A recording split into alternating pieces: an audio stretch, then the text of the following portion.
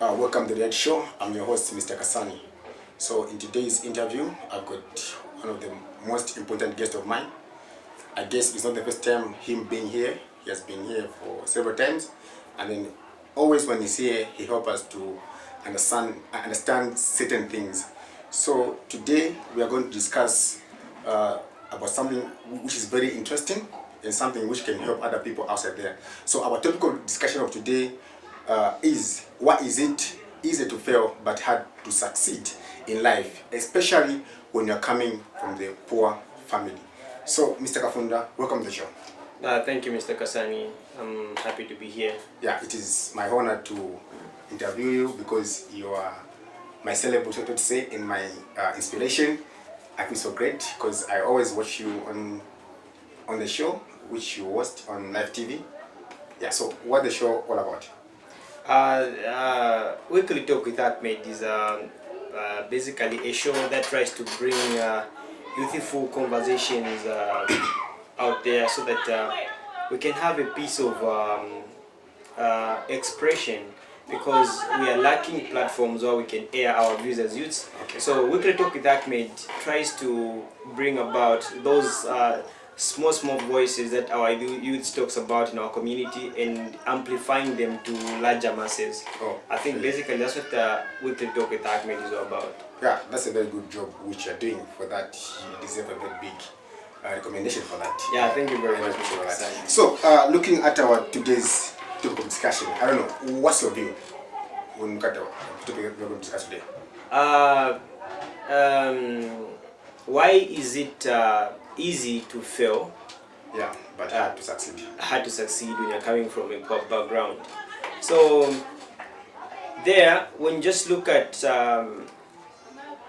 the basic way of coming from a poor background, you are disadvantaged from a lot of things. Okay. First of all,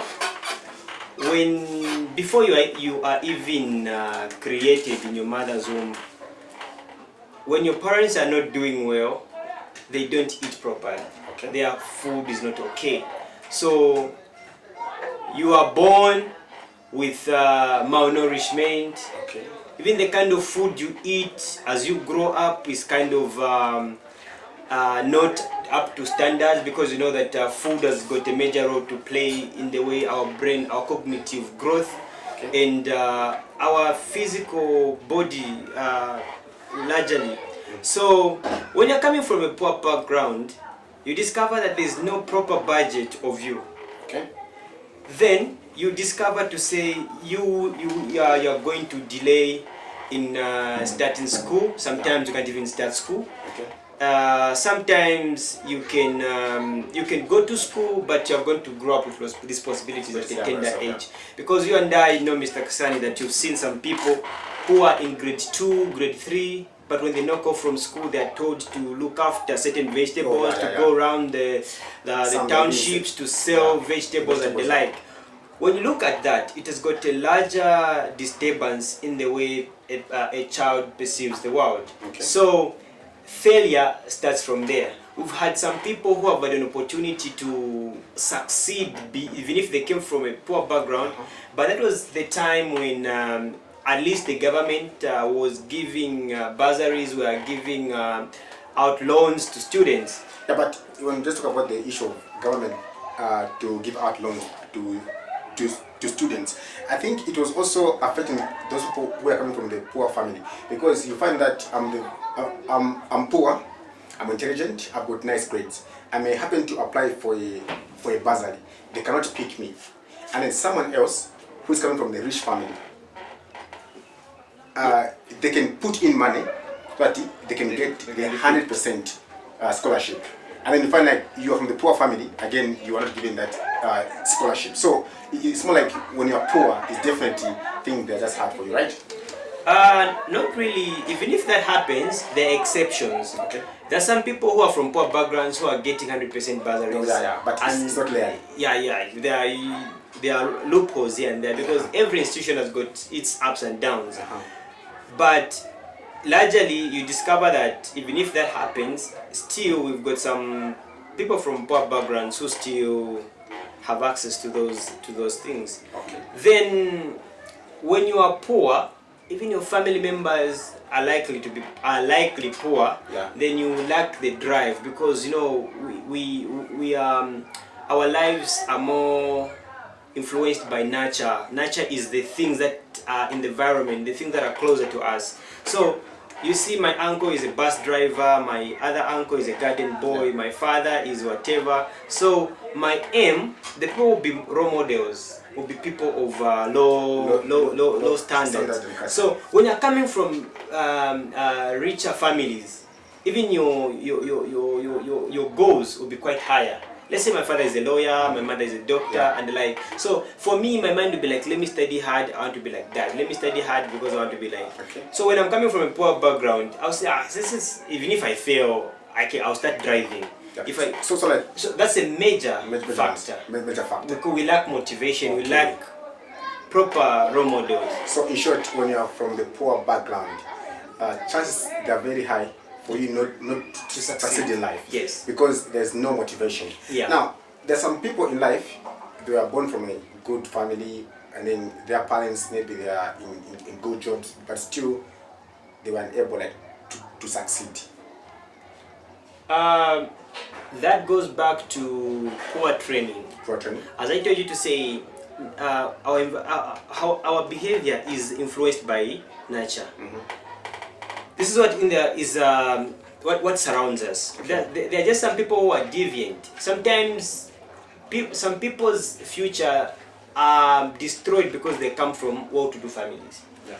You know, because dad is there to give you everything. You lack motivation to work hard because you depend on your father. Okay. And maybe unfortunately your parents pass away. You discover that your life becomes something else. They didn't put in that training of self-reliance. You are always depending on other people to succeed.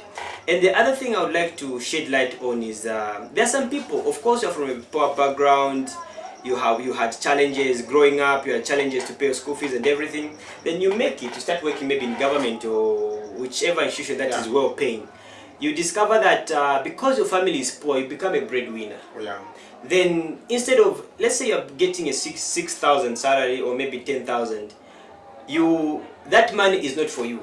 Okay. It's for you, your family, and your other family, your father's side, your mother's side, because you're the only one working. Oh, yeah. As a result, that retards your success. Okay. You have maybe two people are teachers, the other one, the father is working, the siblings are working, the other people are working. So when they get their money, it's their money. But you, in your salary, you have to make sure that every family member benefits from that. I think that also is one way that makes people not to succeed.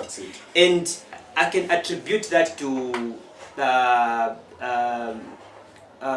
extended families. Yeah. So you have to help out your brother's children. But I'm not saying extended families are not good. Not good, yeah. Because I benefited from extended families. Yeah. You know, where like your parents are not well to do, but you've got an auntie who is at least who could afford to pay for school fees, and they did that. So it's a two-way thing. It's a double coin. Others, because of those responsibilities, they fail to succeed, and others, even if they have got that pressure, they still keep on and flourish in whatever they are doing. Oh, that's very good. So, Mr. Kapondo, what can be your advice to people who have dreams, like they want to accomplish certain goals in life, but money or funds happen to become a stumbling block? So, like, what can be your best advice as well as in the show?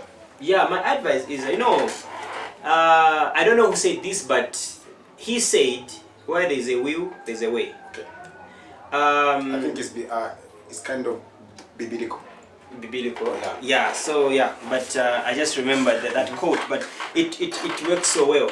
I think you just need to have focus. Okay. Success is it's not a routine. Okay. How you can succeed and how I can succeed is different. Okay. The only thing that can make us equal is hard work, opportunity, and some bit of education. I've seen some people who are not educated but are doing well in life, but it doesn't mean that you shouldn't be educated for you to be successful. Yeah. Others would say, since Bill Gates failed, dropped out of university, I can also drop out. You know, we shouldn't all drop out from college for us to be like Bill Gates. Yeah. So my advice is when you are coming from a poor background, Okay. have a purpose, Purpose. have a skill, Yeah. have, you know, skills can work even without education. So just try to have focus. We've got a lot of organizations that come on board to sponsor people who are not able to succeed, people who don't have enough coffers, enough money to sponsor themselves to school. But the one reality we shouldn't forget is that you have to compete equally. You know, even if you are poor, even if you are rich, Yeah. if you enroll in university, they can't say the cutoff point for the poor is 50%, the cutoff point for the rich is what. So those people are very fortunate, but you are unfortunate. So meaning you have to work harder than those who are fortunate. Because the time I was in college, you hear somebody say, "My father sent me 5,000 for my upkeep. I send me 2,000 for my clothes." Then for you, you're even scared to ask your parents for a skisty kwacha because you know there's nothing home. Exactly. So at the end of the day, you just have to take on the mantle and work extra harder. Okay. That's a sad reality. Oh, thank you so much. So it has been an awesome interview with Mr. Kafunda as we are discussing why is it easy to fail but hard to succeed when you're coming from the poor family. So thank you so much for watching this show. Catch us next time on this same channel. Please don't forget to subscribe to our YouTube channel and like our Facebook page, which is Mr. Kasani. Thank you so much. God bless you.